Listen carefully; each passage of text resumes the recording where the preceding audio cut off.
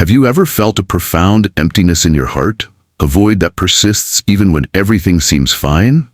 Many times, we try to fill it with more work, social activities, or material possessions, but at the end of the day, it remains there, unchanged, perhaps even more intense.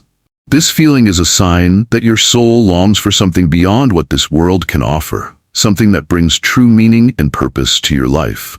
In reality, this emptiness is a call to turn to God, placing your relationship with Him above all else.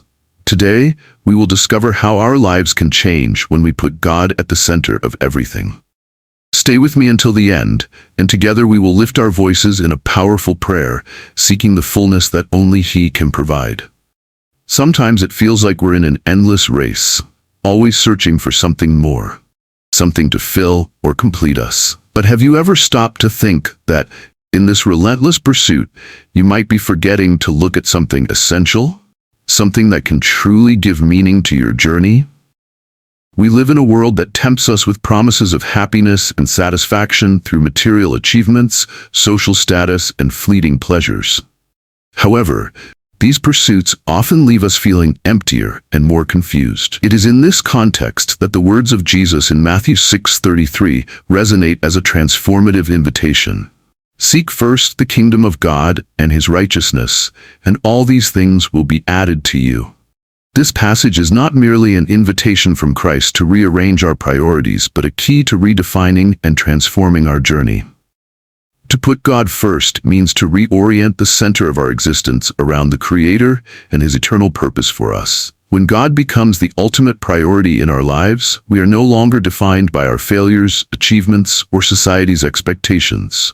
We are defined by our relationship with Him and our identity as His beloved children. This change in perspective frees us from the chains of materialism, selfishness, and the relentless pursuit of others' approval.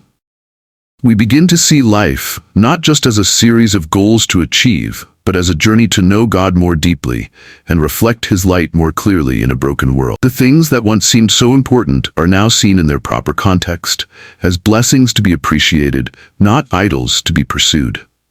Prioritizing our relationship with God means, above all, striving to live according to His commandments. In Matthew 22:37-39, when Jesus is asked about the greatest commandment in the law, He replies, "Love the Lord your God with all your heart, with all your soul, and with all your mind. This is the first and greatest commandment, and the second is like it, love your neighbor as yourself." These commandments, cited by Jesus, are the foundation of a life that reflects the character of a true Christian. The first commandment calls us to dedicate our entire existence to God, encompassing our deepest feelings, our spiritual essence, and our capacity to understand and perceive the world. The second commandment is a reflection of the first. It teaches us that loving our neighbor is a natural extension of our love for God. Loving your neighbor as yourself is not just a matter of empathy or compassion, but a principle of equality and justice.